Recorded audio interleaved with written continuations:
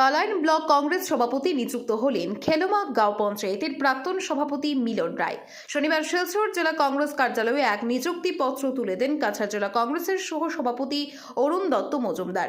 এই সময় উপস্থিত ছিলেন জেলা সাধারণ সম্পাদক জহিল আহমদ, লস্কর ও কাটিগড়ার বিধায়ক খলিল উদ্দিন মজুমদার।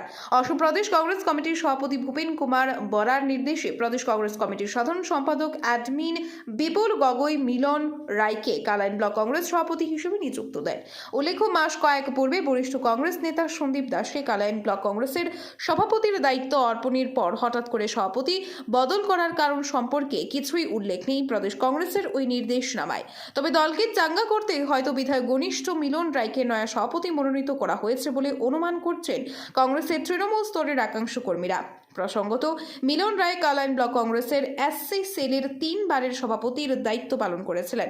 তাছাড়াও একবার পঞ্চায়েত নির্বাচনে কংগ্রেস দল থেকে নির্বাচনে প্রতিদ্বন্দ্বিতা করে খেলোমা গাঁও পঞ্চায়েতের সভাপতি নির্বাচিত হয়েছিলেন। এদিকে এই নয়া নির্দেশনা নিয়ে কিছুই অবগত নন বলে জানান সদ্য প্রাক্তন ব্লক কংগ্রেস সভাপতি সন্দীপ দাস। তিনি বলেন, এই সংক্রান্ত তার হাতে কোনো নির্দেশনামা আসেনি। তবে তিনি এও বলেন, কংগ্রেসের মঙ্গলের জন্য দল যা সিদ্ধান্ত নেবে এতে তিনি দলের সঙ্গেই থাকবেন। ব্যুরো রিপোর্ট, আজকের বরাক।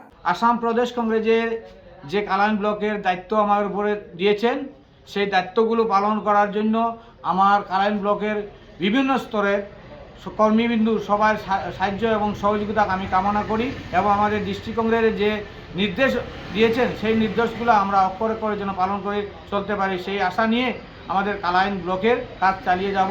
আর যদি আমার ভুল ত্রুটি থাকে আমাকে আপনারা সাজেশন দিবে।